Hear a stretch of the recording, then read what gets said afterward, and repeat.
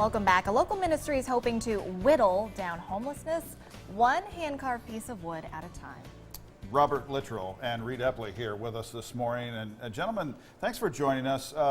Robert, tell us about Six Treasures Ministry, first and foremost. Well, we're a small nonprofit based here in Lexington, and what we try to do is build relationships, long-term relationships with homeless men. Okay. And we talk a lot about life-giving relationships.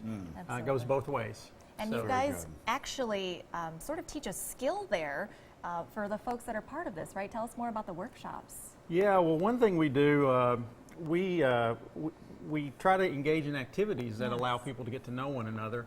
And many homeless people are men, and it's kind of hard to get men connected. But one things that always connect men are power tools. Yeah, Absolutely. absolutely. I have a kind of a passion for woodworking. It's been in my family, and over the years, I had many homeless men in our home, in my basement actually, doing woodworking, and we formalized that 3 years ago. Wow, fantastic. I'm loving these pictures that we're seeing here.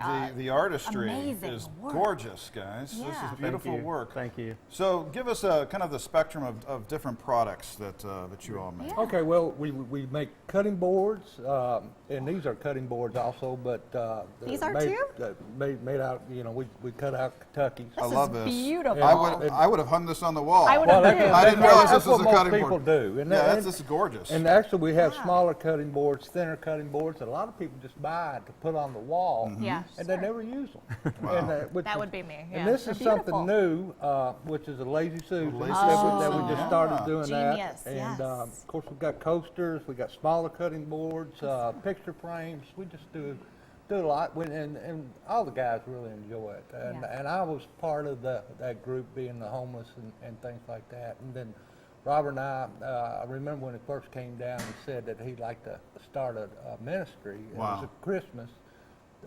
2008, and he came down the steps, and we were staying at his brother-in-law's house, and he came down the steps, and he goes, I think I'm going to start a ministry. Wow. Well, this is a beautiful partnership. It really is. We love it. For you We love looking it. back at this now, I mean, how have you seen this Got kind it. of grow? This has So to be a much great pride. feeling. Yeah. Yeah, well, it's been a lot of fun to be able to do something that I really enjoy, and at the same time build some relationships that have changed my life and our family's life and many other people's lives in Truly. the positive.